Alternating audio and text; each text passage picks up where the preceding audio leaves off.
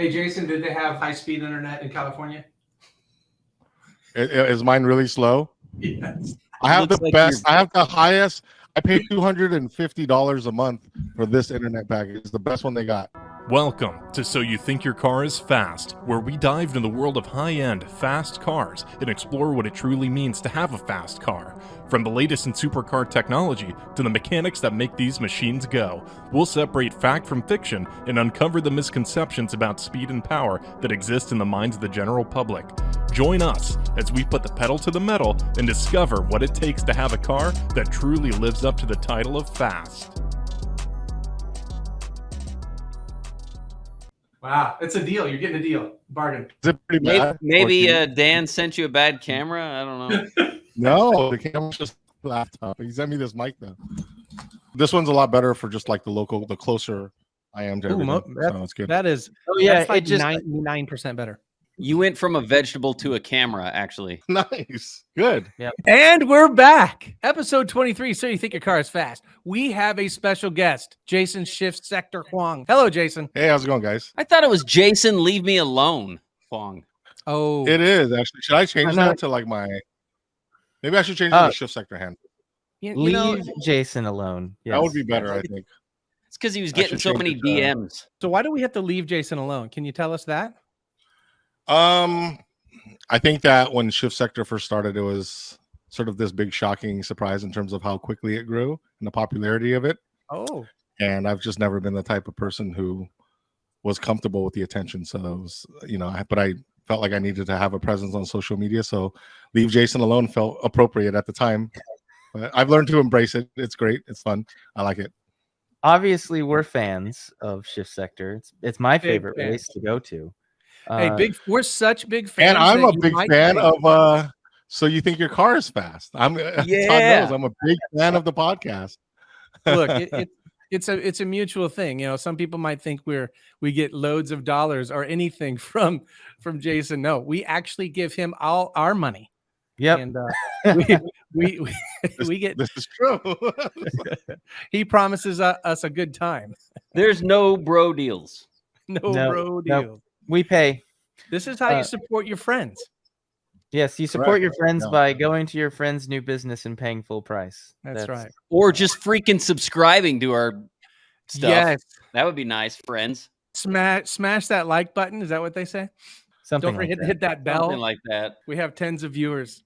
So what made you decide to start ShiftSector? That's what I always wanted to know. How did you get started? This is the OG story. So, ShiftSector was started with myself and my business partner, Ryan Fisher. And we met basically doing this, but on the streets. So we met, there was a group of us on 6speedonline.com. Remember that? The good old days. And there was like, nowadays 20 to 30 of us, local SoCal, Orange County guys, LA and Orange County guys. We'd meet every Saturday morning, 4 or 5 a.m. and we'd roll race each other for like 2 hours on the toll roads down here in Irvine. Yeah, in Irvine. I guess it's safe to say now we're not doing it anymore. And so anyways, we're racing and then we're hitting the canyons after. We're going to get lunch. It was a great time. And there was like 20, 30 of us, all different types of cars, lots of Porsches, but everything, 4 GTs and lots of Corvettes, Mustangs, all of it. And anyways, we were doing that for like 3-4 years. And somewhere along the ways, it just started getting a little dangerous. Cops sort of caught on to what we were doing. So Ryan and I were like, we should just rent a racetrack and do this so that we don't have to imagine renting a racetrack and not worrying about cops and not worrying about, anything. Right. So that's how we started. We did our first event at a racetrack and it was just roll racing and down the front straight at Big Willow, which we actually still have done. We've done it a few times over the last few years, just to sort of bring it back and have some fun. Car's a little too fast for it now. But anyways, when we realized that the cars are getting fast and we thought, where can we find a stretch of land that's longer than the front straight at Big Willow, which is like the longest straight in California? We're like, well, the only place we could think of is an airport. So then we found this airport in the middle of nowhere called Trona. It's literally like an abandoned city that used to be like a salt mining town. So some of the people there's a lot of guys that still race with us that were at that first one. It was just nostalgic experience of just being out there in the middle of nowhere on this airport runway, and we were just roll racing. I think the fastest car was like a Switzer 800, GTR was probably trapping. Back then, it wasn't like a true half mile. We were just roll racing kind of thing. But he was probably like a 175 kind of car, and he kicked everyone's ass. Mhm. And then it just sort of went from there. And then we found Coalinga, which was longer, nicer, cleaner. At least other than the smells, if you guys know Coalinga. And what years were these that you were getting these going? So we did our first event at the racetrack in November 11th, 2011. Okay. So and then that was like November, and then literally the following March or April we did Coalinga. So early 2012 we had our first airport race, and we haven't stopped since. And then a couple of years later we expanded into Colorado, which you guys remember was an amazing event. And then we from there expanded to Oregon, and then it just kept going from there. Texas, Kansas, Indiana. It's been a fun ride. It's been really, really fun for all of us. So for you guys too, obviously. That was When something did I had it on end my up list. being like your full-time job? Yeah, so I mean, it was always for most of the years actually up until pretty close to COVID, it was just a side thing for both Ryan and I. And then I was a business owner for a tech company, and things didn't work out between myself and my business partners there. So I walked away from that and decided that I wanted to, rather than start like a new company or start over somewhere and do that hustle. I really loved ShiftSector and what we were doing, and I thought, figured why not put all my time into that and see where it goes. And then so this is where we are. So it's been really great. So you mentioned Colorado, and that's Colorado Springs, right? So we haven't had that for the last year or two because they're refurbing the runway. Is there any news on if that will return? Yeah, so there's been so I get a lot of messages still about Colorado Springs because, to be honest, that was probably like our biggest event ever. If you've been there, I think at one point we were like 8,000 spectators, and we were racing on 2 runways, which was amazing. 2 runways at the same time, like it was awesome. What would you do with $1 million? 2 runways. There's a lot of reasons why we haven't returned back to Colorado Springs, and the reason we haven't gone back is not due to one reason. It's the culmination of all of these reasons. So insurance has been impossible to get since COVID for the insurance policy that they want. The insurance policy that they demanded was much more involved and a much higher value than any of our other events. Secondly, the primary person with our business partner in Colorado Springs, which would have been the Colorado Springs Sports Corp. Unfortunately, that person, Tom, passed away. Rest in peace, Tom. He was a great guy, but he really helped us in regards to just what we needed to do on the ground in Colorado Springs to keep that event going. And then there were also a lot of other things. I only have great memories from Colorado Springs, but the airport increased the rates significantly over time, where it was becoming very difficult for that event to become profitable. And also their security or their safety requirements changed too. They wanted us to put like concrete barriers for like a quarter mile on both sides. And if you don't know, it's very, very expensive to bring in concrete barriers to a venue that's not set up for it. So to bring in the equipment, the manpower to lay all that down, and in our opinion, does not make the event safer at all. Right. So we didn't want concrete barriers regardless of the cost, because we feel like one of the best things about the half mile and the venues that we race on is that, generally speaking, if you're going to spin out, hopefully you just sort of slide. To put a concrete wall there, then you're basically doing a no prep drag race with concrete walls, and that's just, to us, much too dangerous to do.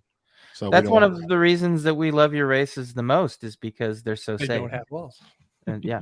Yeah, not having walls, I think, is one thing. I mean, obviously, like some of the venues have become a little on the shorter side. I know that Kansas and California, towards like in the last couple of years, the cars have gotten sort of fast. But the guys that go really fast, like people don't see what we have to do behind closed doors. But like if I see a car sign up that says it's like 3,000 horsepower or 2,500 horsepower, and they sign up for Kansas, or California, I reach out to them directly. I say, hey, do you have a parachute? Do you know, like, have you run an event like this before? Do you I just want to make sure they know what they're getting into, because just from my experience, I know how fast cars can go in the amount of space that we've got. Right. Mm-hmm. So in Kansas, you could probably go right around 230. Anything beyond that, you're going to probably need a chute, or you're going to need to be very experienced or have at least the type of car. Like I wouldn't want a GTR to go past that without a chute, but maybe a Lambo could go 235, 236, just because the aerodynamics and the way that car brakes is going to be more effective. So we look at who signs up, and that's just something that we're always paying attention to. So Yeah, Nobody Kansas. reached out to me when I signed up the first time. Yeah, because you're Yeah. slow. Oh. what did I say to you, Taylor? Let's hear this story. Let's hear this story. No, you know why? Because you're in a Porsche. They stop. No problem. Yeah. The first time I signed up was when we missed getting the car ready by like a couple days. I think Steve was more sad about it than I was. Yeah, so I didn't race the first one I signed up for.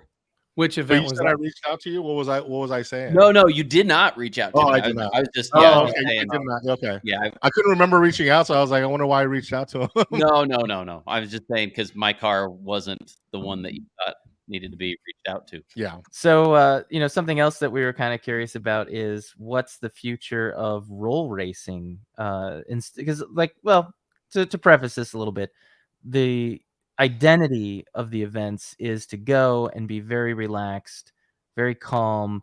There's no drama. Nobody's giving anybody a hard time. Everybody's happy to be there and race, right?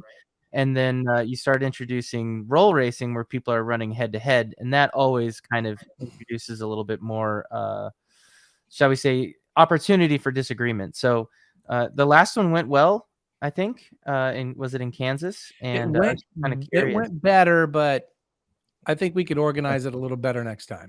Yeah. I think you guys know that when we first started, we used to do roll racing and the half mile at the same, like on the same weekends.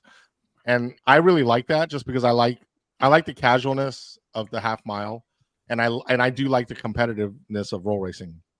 But we had just so much drama every time it came to the roll racing that we decided to step away from it.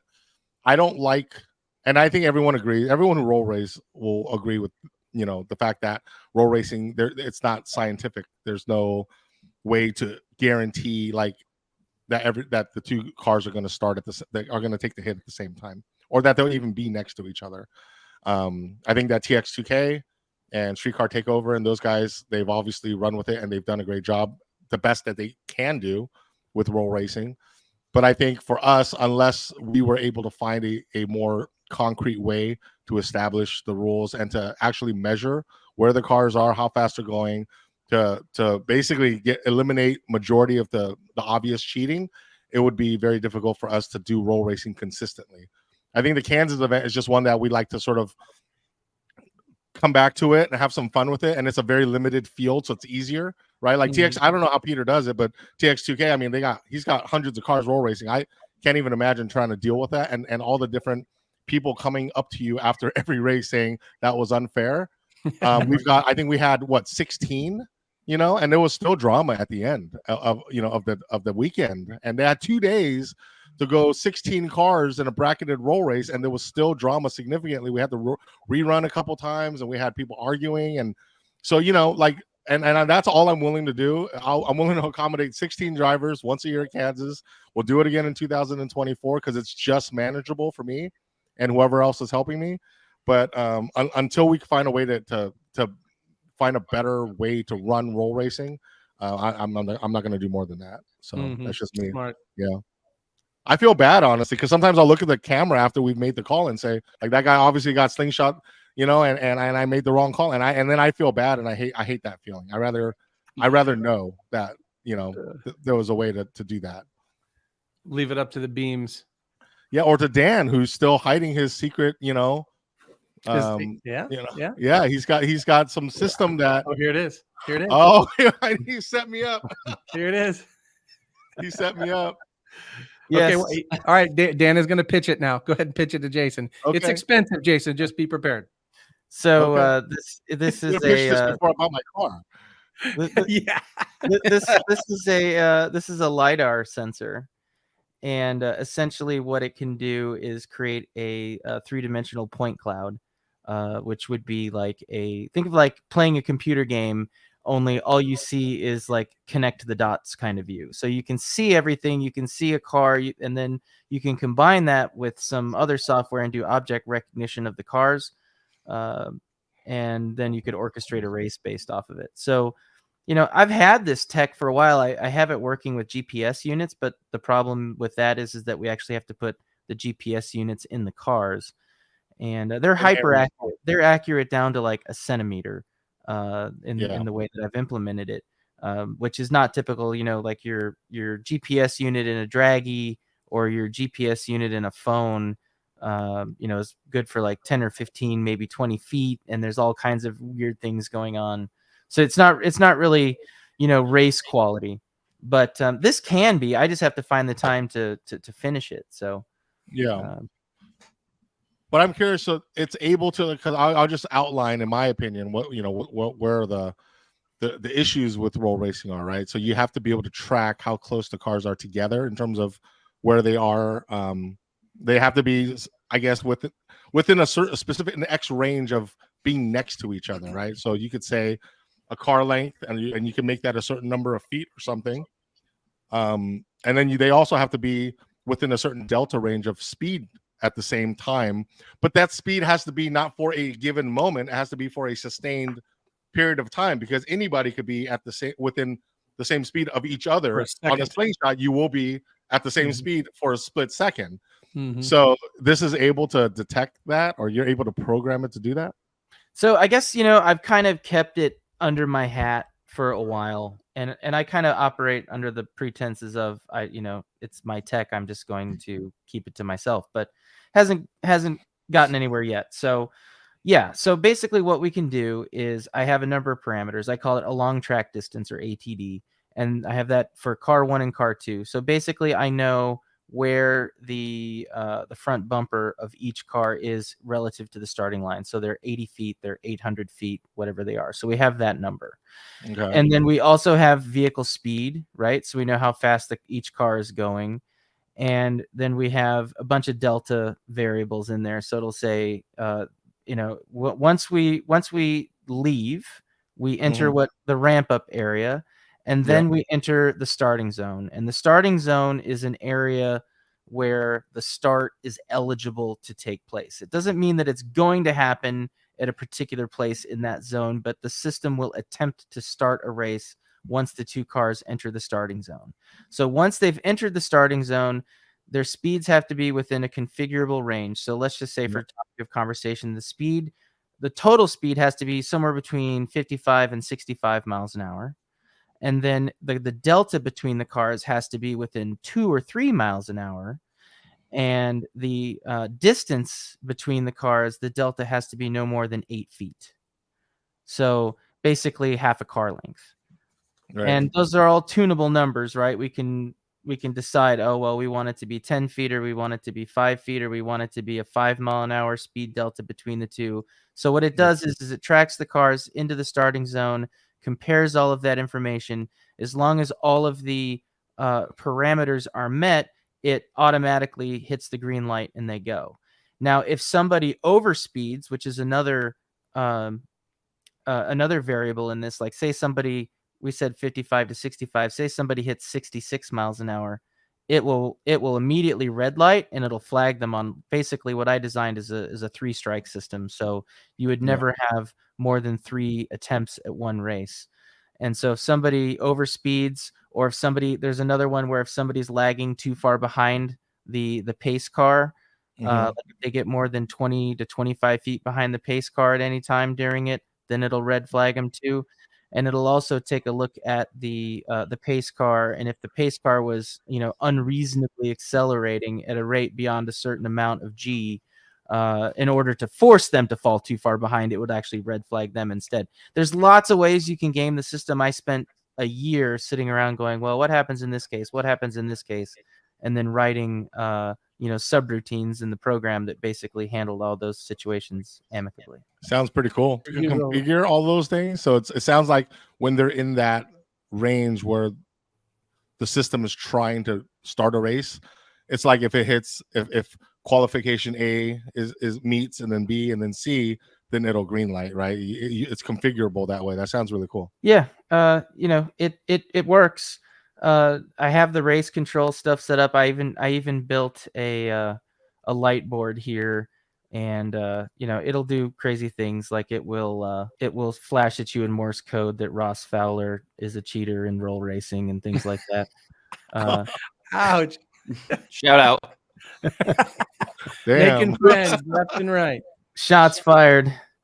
But yeah, we got all kinds of good ones that are built into it. But yeah, you get like a little laptop operations page pops up, shows you the track, shows you where the cars are on the track, tracks all of that data that we've been talking about and a bunch of other things. And you basically just hit the go button and let them drive out there.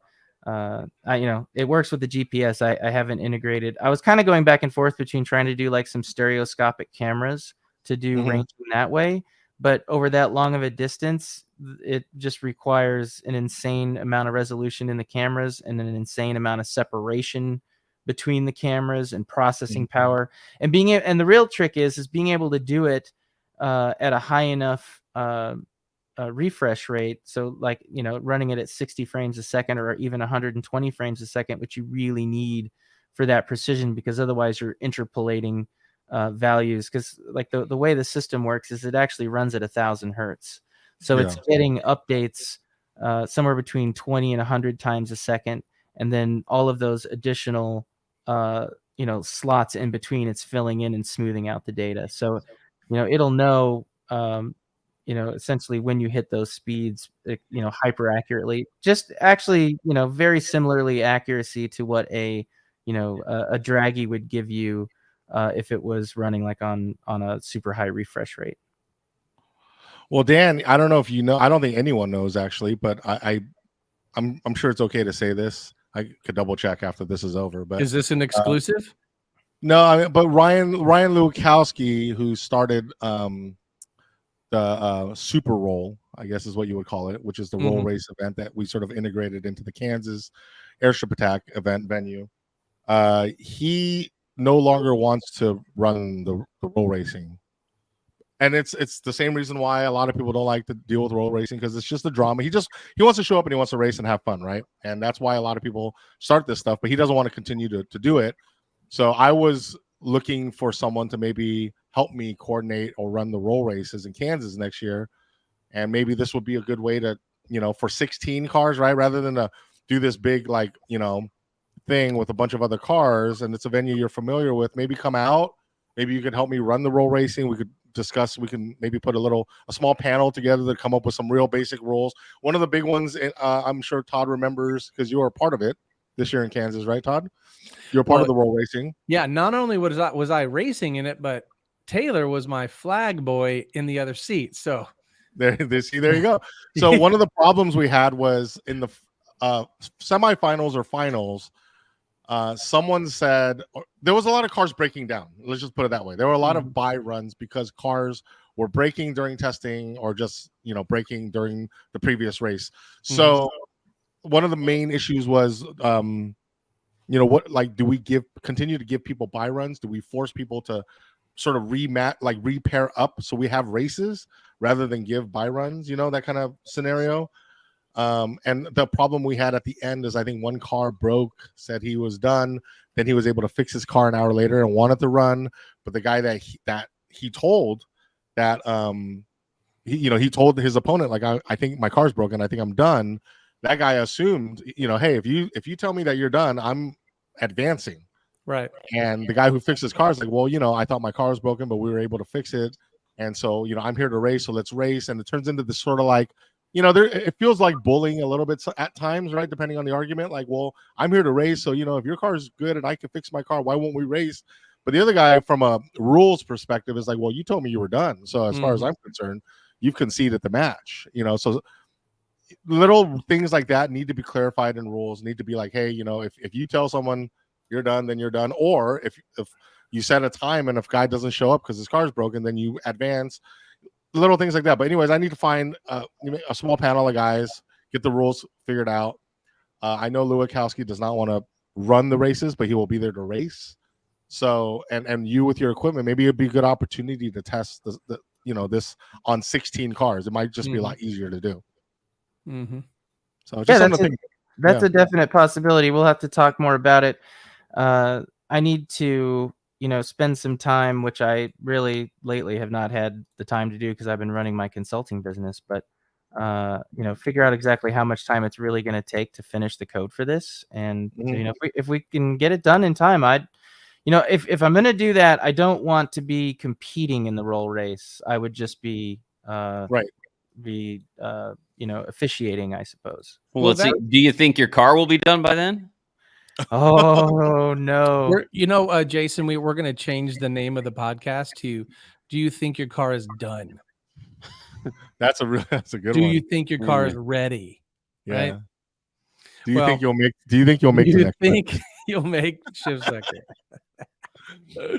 Well, okay, so getting Dan's back, the only one. Dan and Taylor are not. They're not laughing right they're now. not. Look at them, stone cold, frozen faces. They're not happy with this. It's not funny to them. Well, I'm expecting to see Dan in Abilene.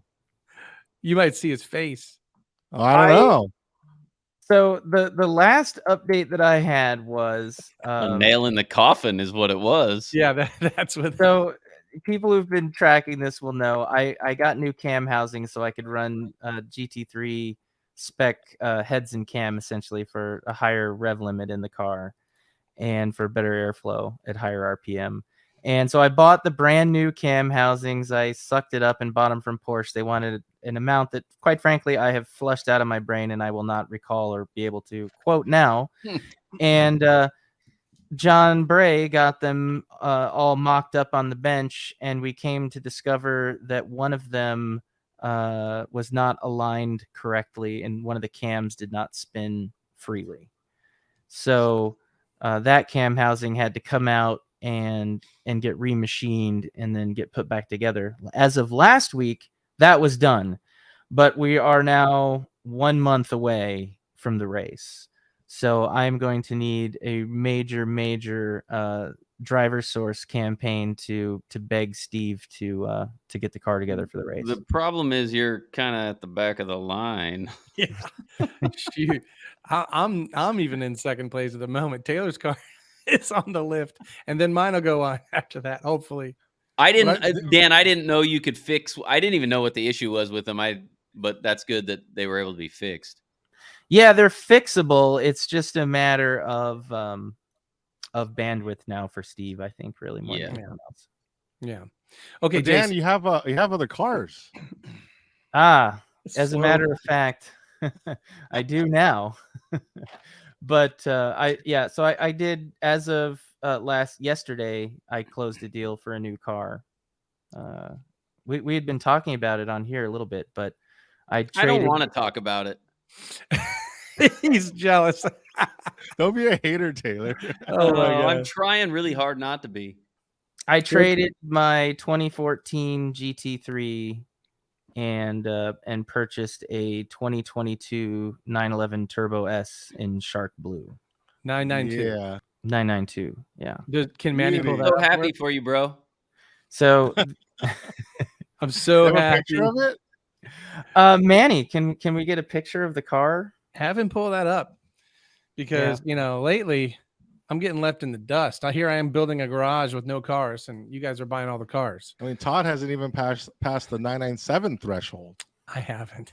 You're like a decade behind. I am so far back. You can say that now. You can say that now. I can say that now. I know I was in your shoes not long ago. Okay, so Taylor, have you finalized a deal on a new car? Yeah?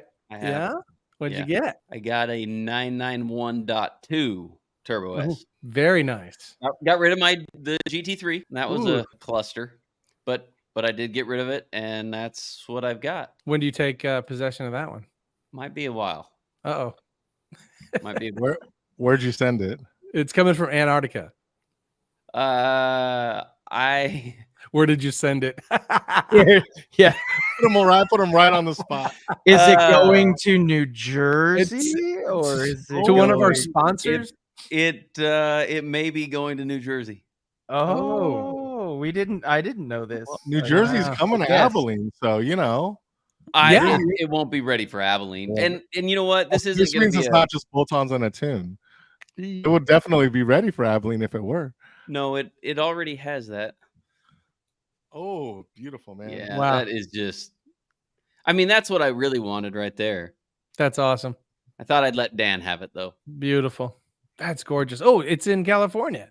It is. And shout out to Jared at BBI, because the salesman drove it by BBI and Jared came out and looked at it and gave it the thumbs up. So thank you, Jared. I feel so at home in this panel because we're all like Porsche gang, and it's like we could just talk about Porsches all day long. And like R1 Motorsports, I know the owner Jimmy, I know Jared, I even know the dealership that Dan bought it from. It's just, Oh, wow. I've seen this car's ad, like we all Doesn't know. it have R1 exhaust on it? Yeah. Yeah, sorry, I put up the wrong thing there. It had the R1 titanium exhaust on it already, and a tune from Mitch at M Engineering. What is that color? It's called Shark Blue. Okay. It's beautiful. Dark blue. That's amazing. I'm dying. It doesn't show, but like it's killing me because I bought my 2008 911 turbo in 2010 when it was 2 years old, and I just, here we are in 2023 and I still have it, right? So hopefully this one will be as long lived for me. Well, I heard You're gonna that. love that car. I heard from a little birdie that Jason got something new too, as well. Oh, I heard this. Mm-hmm. I did. I did get something. What did you get?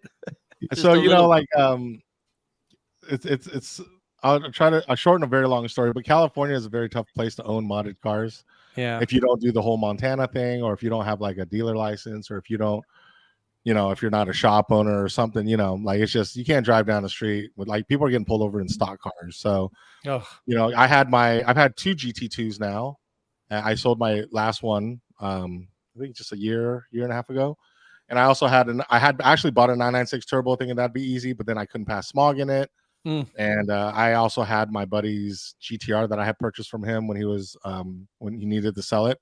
So I had that car as well. I sold all of my modded cars. Like every car I drove, every time I was getting pulled over, or every time registration came up, I couldn't get it smogged. It just became a real hassle.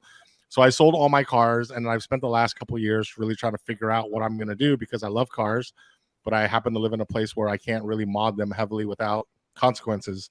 So when push finally came to shove, I just kept asking myself the question, like, if you're going to have a stock car and you had to keep it relatively stock, what would you get? And there's really the GT2RS to me was just the car. Like, it 700 horsepower, crank, but stock.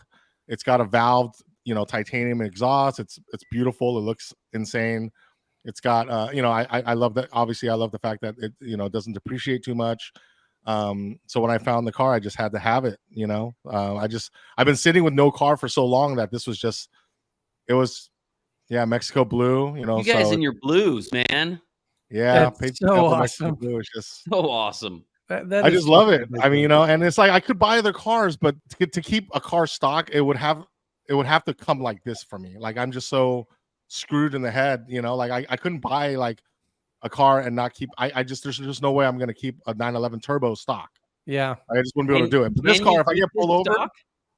but I just keep it. I'm gonna keep it stock. I'm keeping it stock. You I mean, can't I've tune said it? that before too. That's Yeah. what I'm asking. No, so I do have plans to build something, but that will be Okay. like a race car that I don't have to register. Like I would like to get into like a 991 turbos. If I'm gonna build one, like you can get one for like 115, 120. Put a cage in it, like, and build it properly for like half mile, quarter mile drag race, whatever it is, even road course. I'm not worried about that. I can put it on a trailer and take it around. But just like for street driving, I needed something that I would love stock, and that car to me is like perfect stock. It doesn't need It is awesome. to a certain sense, and it sounds horrible, but like if I made this car like 1500 wheel, I feel like I'd be destroying it. It's just it drives so perfect stock. It's amazing, and it's balanced, and it's fast, and it's quick. It's beautiful. So Are you gonna have Jared or Mitch tune it, or are you just gonna leave it alone? I'm leaving it completely stock for now. I might that if the only thing, if I were to do anything, would be to tune it. But I'm hoping that before I get to that point, I'll be building something, and that'll get sort of. A tune is a gateway mod. I totally. That's why I'm trying not to do it, because it's so easy to do, and it would add like 100 wheel to the car right off the bat. yeah. Oh yeah. So it's just a beautifully well mannered street car. Yeah, and I've driven it a few times already, and it's so fun to drive stock. Are you I mean, scared it's to drive it? Like, you know what I mean? Like in California No. traffic? Well, I'm lucky. I live in an area where if I didn't want to, like, I'm not going to drive it on the freeway in rush hour, right? I mean, there would be Yeah. no point. But I when I drive it around my neighborhood, like where I live, I'm sort of out in the middle of nowhere a little bit, so it's nice. There's a lot of open roads, and I even let Caroline drive it last week. She picked up her girlfriend and they went to lunch in it. Oh boy. So, yeah, I'm not scared to drive it. I'm not scared to put some miles on it. And I plan to take it to like the road course. I'm gonna bring it to California, like to see what it does. Yeah. I just don't want to mod it. I just don't want to go down that path in a car that then I'm going to be in a position where registration comes up and for some reason it doesn't pass smog, and it'll just piss me off. So I don't want to do it. I'm not going down that road again. Yeah. That's a bucket list car right there. It really is. I hope I get to keep it forever. So. All right. So getting back to ShiftSector, how many events are you doing a year? And there's a registration link or page that we can put up? Yep. So I think Todd's the only one I spoke to about this before. I think it was right before COVID. The COVID year was supposed to be our first season points championship. I think I had mentioned it to Todd back then. No one else knew. I've been buddies with Todd for a long time, and I like a few other guys. I think I told like Giddy and Morris and a few other guys. But like COVID year was supposed to be our first season points championship season, because I always felt that the next step for the half mile, besides making it fun, competitive, have the right classes, have the records in place and all of that, and even implementing the safety regulations, all of that was leading towards a season points championship. Because I feel like the half mile, if you're just out there every event doing the same thing, like anything, it becomes repetitive, right? But if you're competing against other people in the same class, it makes it a lot more exciting. And so this year, I feel like we took that. Well, we did take that step this year, and I feel like it's been a huge success for the organization and for half mile racing in general. I saw guys coming to out of state events that normally didn't. So guys like Barry Malone, who only raced Hondo and maybe in Abilene once in the past, went to Kansas, Indiana, and is now coming to Abilene, right? So seeing things like that happen is why we implemented the season points championship, and it's great to see that he's obviously going to win the NA championship. So because he was dedicated to travel to all the events. So having said that, next year we are adding California to the season points championship. So it's the 4 events that we have this year plus California next year. So it's going to be a 5-event race series, and we consider each race day a round. Yeah. So even though it's 5 race events, with Indy being a 3-day event again next year, it's going to be 11 rounds. Wow. Next year. So next year is going to be much more difficult to win. I'll put it that way. Yeah. This year was like the easy year where you could probably show up to 3 of the 4 events and probably pull it off. But next year you're going to have to not only show up, you're going to have to like perform and beat. Well, we're going to have to figure out how to get to California. We're also going to have to figure out how to get cars to a race, but that's, Yeah, that's good night. Well, between the 3 of you, I'd figure you guys come up with some solution. You'd think, right? You'd think. So the California event is the one that you are doing this year at the end of the year, right? Yeah. So we're doing the event this year, but we didn't add it to the season points chase because it was announced after we already announced our schedule. So anybody that once we announced our schedule and they planned their season hoping to win, we felt like it would be an unfair advantage to add an event in mid-season. That wouldn't have been fair. But it is our first event at this venue. It's at Chuckwalla Valley Raceway. They actually have an airport runway there, and they just extended it long enough for us to do the half-mile event there. And they did it actually for us and exclusively with us. Wow. So that venue is I think it's about 150 to 200 feet longer than Coalinga, which is nice because Coalinga was on the shorter side. And it has a concrete launch pad, and they allow full tire prep.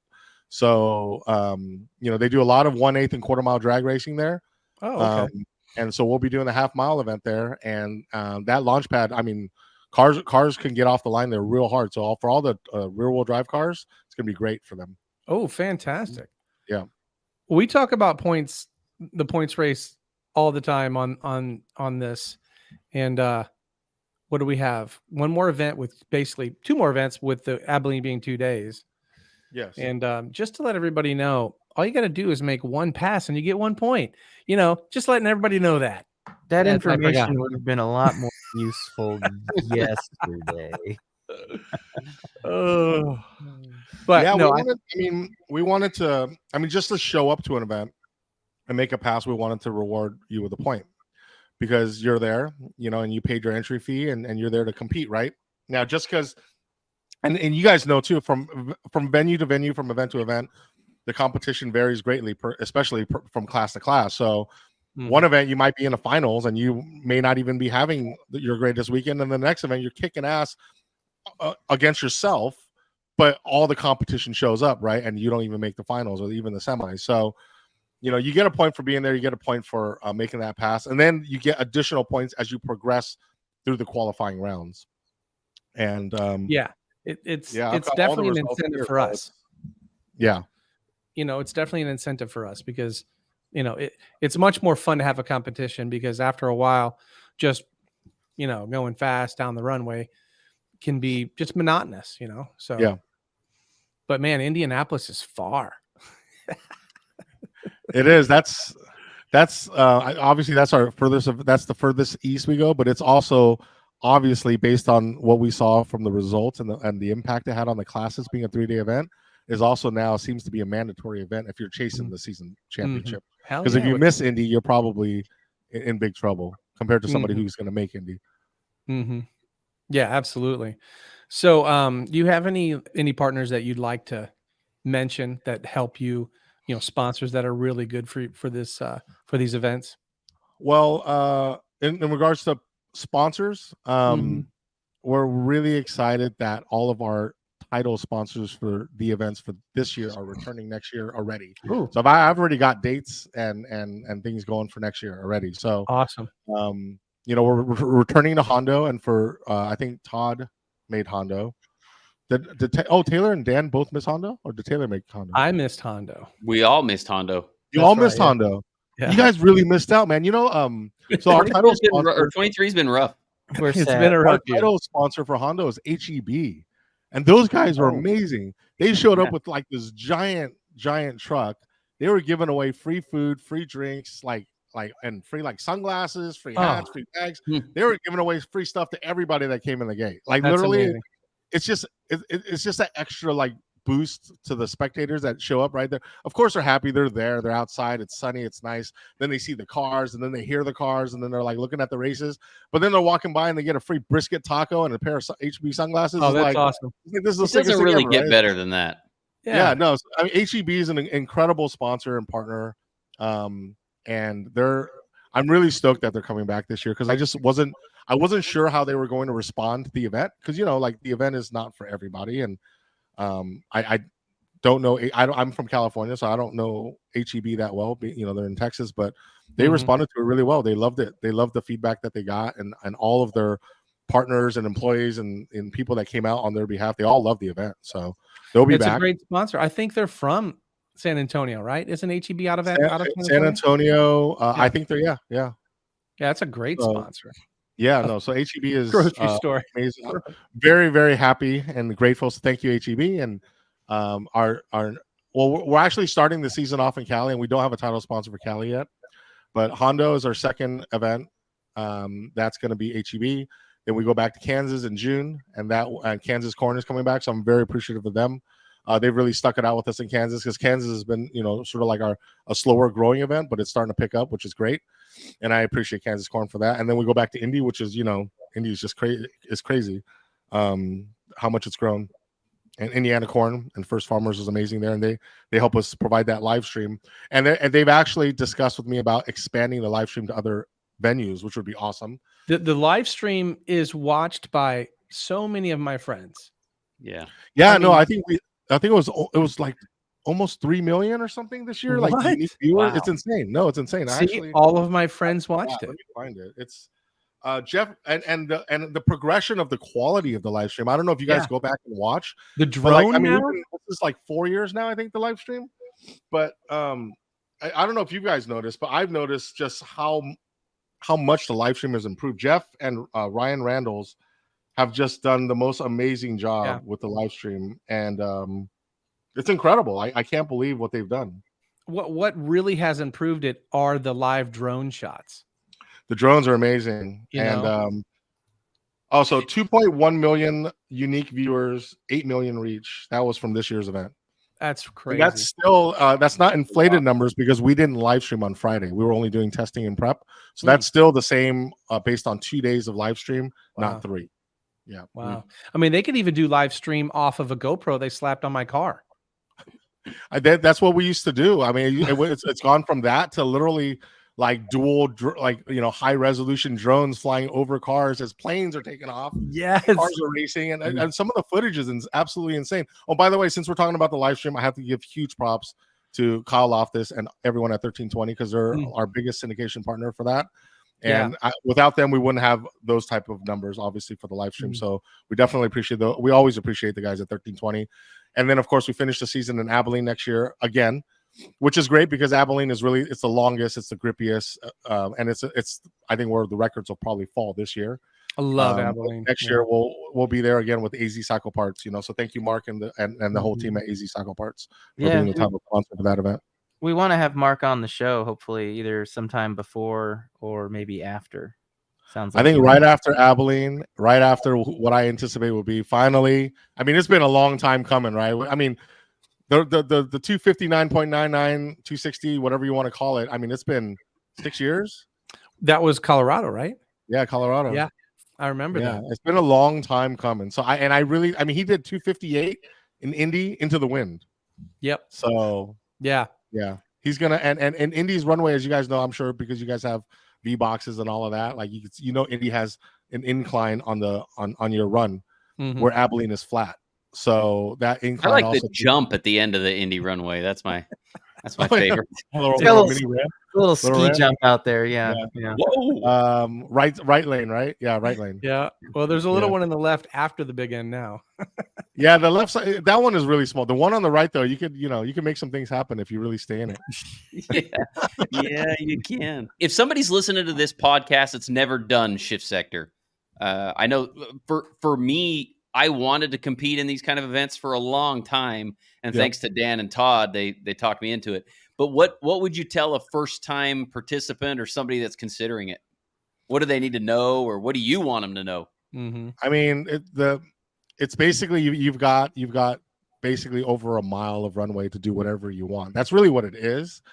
Because for the people coming out the first time, they've never done that. They don't know what the half mile is, and so you come out and hopefully you sign up with a buddy or two, and you get to race each other legally, however you want. So you could dig race, you could roll race, you could 3 honk. I mean, there's enough room to do whatever you want, right? So my advice is you go to airshipattack.co and you click on at the very top. There's a button that says how to compete, and it walks you through the entire process, including showing you the rules. And the rules are really basic for guys who are just starting out, and your cars aren't like incredibly fast.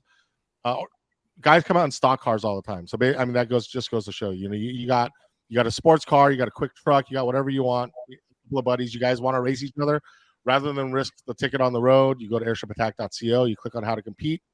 All you need to do is bring your helmet, fill out the paperwork, make sure you have that your car is just sort of safe and you have good tires and all of that, and then sort of just take it from there. You're gonna, because what I know from doing it for so long is you're gonna meet some really cool people there that will that have similar cars to you, that have been doing it a long time, like you guys. And I mean, every race, new guys show up and they meet some really cool people that have been doing it for a long time, and then they take the tips from them. That's sort of what I would recommend. You don't have to come out and try to do anything special. You just come out and have a good time and just be safe. That's really all it is. And you could race however you want: dig race, roll race, do the half mile. And some guys get lucky to come out the first time, they go home with a trophy. You never know. So you're saying that it's absolutely totally fine if you bring a stock car. You don't have to have a modified car. Yeah, I mean you don't have to have a modified car. You don't even have to have a fast car.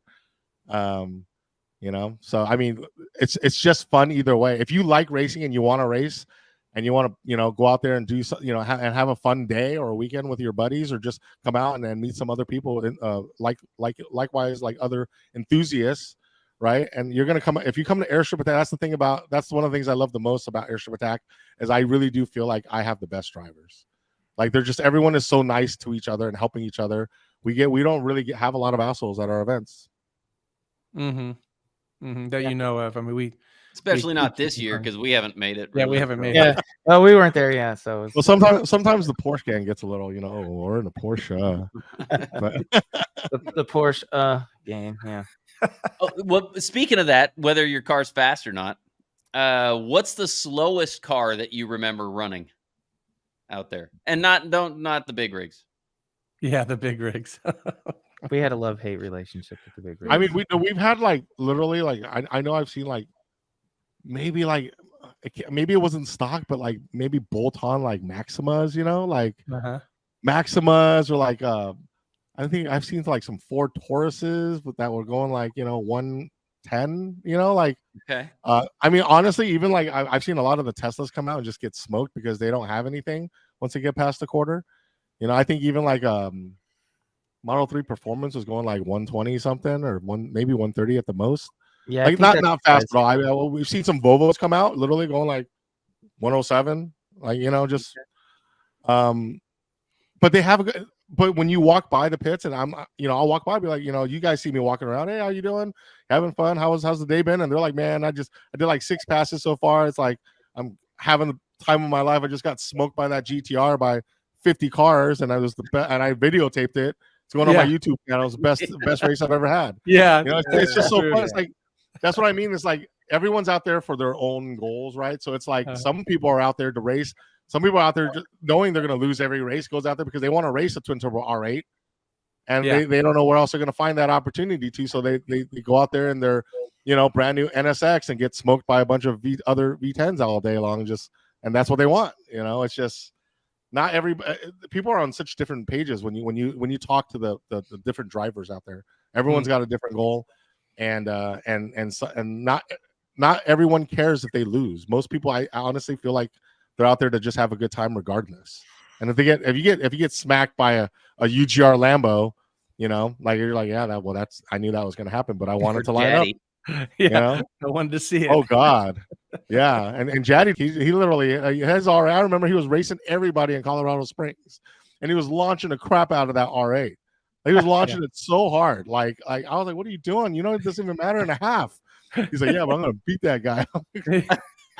You know, or the good ones are like I would see like a guy show up in like a brand new like Aventador or something, right? You know, and he's got a really pretty girlfriend too or something, and he'll pull up to the line and it'll be like Miles Kerr lined up next to him.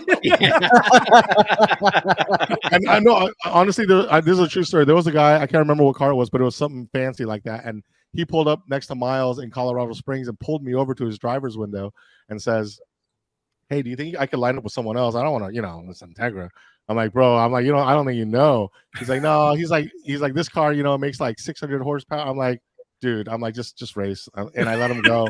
And it was, I don't think I saw him the rest of the day. Like, he was just, it's so bad. Like you couldn't even see Miles' tail lights. Like it was so gone. He was destroyed. I think Miles did like, you know, I don't know. He was probably doing around 200 at the time. And this guy was probably going like 160. So that happens all the time. You get some all weird mismatches, you know. I'm sure with your car too, Todd, because your car's a total sleeper. Because who the hell puts turbos on a 997 GT3? You know, like you just don't think that's, you know, like if it were me and I didn't know you and your car, I would, and I'm in my GT2RS, I'd be like, I'm going to destroy this NA car. Right. Right. It happens at least once an event where someone will pull up next to me, you know, and just think like, oh, fully knowing they're old GT3. Yeah. Well, and the way his car delivers power too, that they think they've got it for the first third of a mile. That always comes from behind. Yes. My favorite race of his is when he raced Alex in the Bolt-On 992. Yeah, that was, let's see, it was Abilene year one. Yeah, Abilene year one was when Alex from Gentani was out there in his new 992. Did you beat him? Yeah, we got to the line at the same time. Yeah, same time. Oh my god! But Todd, you were like I trapped 25 miles an hour faster or something. I think he trapped 180 and I trapped like 210 or something. Yeah. Wow! Oh my god! Yeah, I came by him really fast, but he was so far gone. I'm like, oh my god.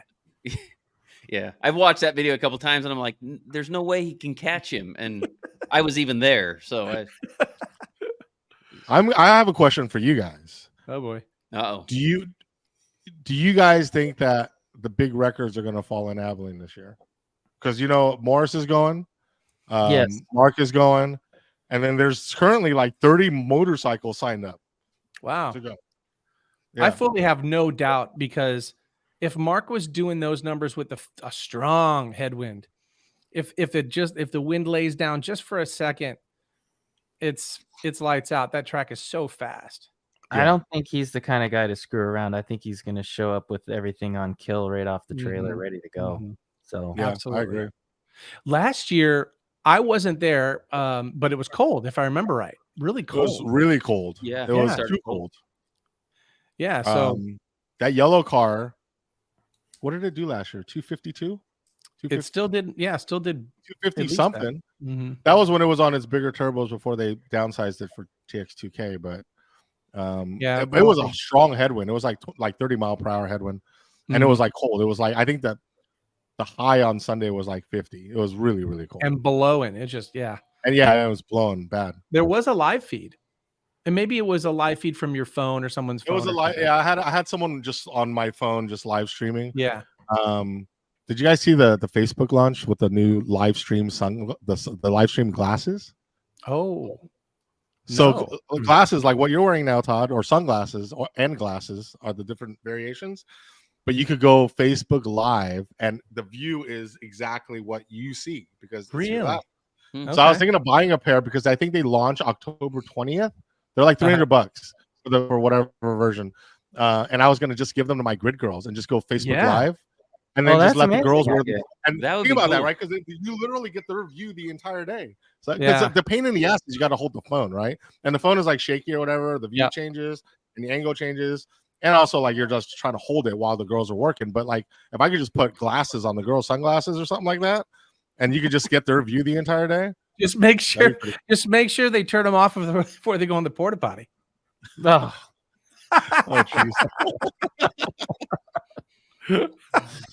Oh no. This is a family show. What? Well, my wife doesn't watch it. It's hilarious. I say, "Did you watch the podcast?" She's like, You have a podcast? "Yeah, yes." Oh man. So Jason, I tell you what, I'm sure we talk about you nearly every podcast and your event because we love it. And if it wasn't for events like yours, we might just have stock street cars like you. I'm really, I definitely appreciate you guys, and I actually really enjoy watching your show. So, well, we saw we lulled you to sleep not too long ago. I think your wife. I saw that. I saw that text. Caroline took a You're gonna have to listen. Caroline took a picture of me passed out, literally listening to your podcast on full blast on the pillow, like the phone was on the pillow next to my head while I was sleeping. That was a good episode too, but I must have been exhausted. I'm really excited though for Abilene because I'm excited that to finally dish out some prize money. We're giving out $28,000 in Abilene. We're giving out special trophies for the season champions. Oh my goodness. So alongside all the everyday class trophies, we have special trophies made for the class champions, plus the cash, plus product prizes. I think you get, like, I don't know, depending on each class, the sponsors give out something different, but people get CSF cooling product credit or Forge Line wheel credit and stuff like that alongside the cash and the special prize. I'm just excited to finally award the guys that are so dedicated, that have been supporting for so long, and they deserve it, man. So I'm just excited to crown our first season champ, the half mile season champs, man. It's gonna be awesome. So are you gonna have like a larger extended awards ceremony on Sunday afternoon, or how are you gonna do it? I hope so. I mean, the problem has always been that people have lives and they want to like leave when they can, right? So a lot of times on Sundays we have trophies and we're sort of tracking the competitors, and someone will come up to us and say, "Hey, man, I got a long drive. I gotta get back to Dallas, right? So I got to go from Indianapolis to Houston, then to Dallas. Oh, that's Taylor, and then that was a long drive. I've heard on the podcast many times. So you want to leave early. So we try to accommodate. So we'll get you, we're like, okay, well, these two are going to be in the finals. So then we'll do the race and then we'll just give you a trophy, take a picture and leave. If everyone really stays, then yeah, we would love to do something that's a little more extended, but we understand that that's probably not going to happen. But I do have I have a guy that I'm bringing out specifically just to do videography. Okay. We're going to be covering every single one of the season class champions. So every class champion will be getting video footage of them all weekend, all the way to the ceremony in terms of when we give them their class championship prize and their money and all of that. And we're going to make a video for every single one of them. So even if we don't get to properly do it at the event venue because they got to leave early, we're going to post a video and congratulate them and really promote it for 2024. We'd like to see some repeating champions and we'd like to see some new ones. So we want this season championship to really organically grow for the half mile series. I think it will. I hope so. I feel like it will too. And that's the plan. So I hope so. Mm-hmm. Well, I think you're on the right I hope track. to see you guys in the middle of it. So you're gonna follow the class champion, yet you don't know who it's gonna be yet. So you're gonna have to follow a few people that are in the run. Yeah, well, we know based on the number of points each person has coming in, like which top 2, 3, or 4 guys we need to pay attention to. Mm-hmm. And then after the first day, we'll probably be able to narrow it down even more. Right. So based on that, I have a guy coming out just to literally do video of that to capture those moments. Oh, okay. Yeah. Okay. So and then we have our regular photographers too. So. Mm-hmm. Well, I love the events. I love it. I love your entire staff.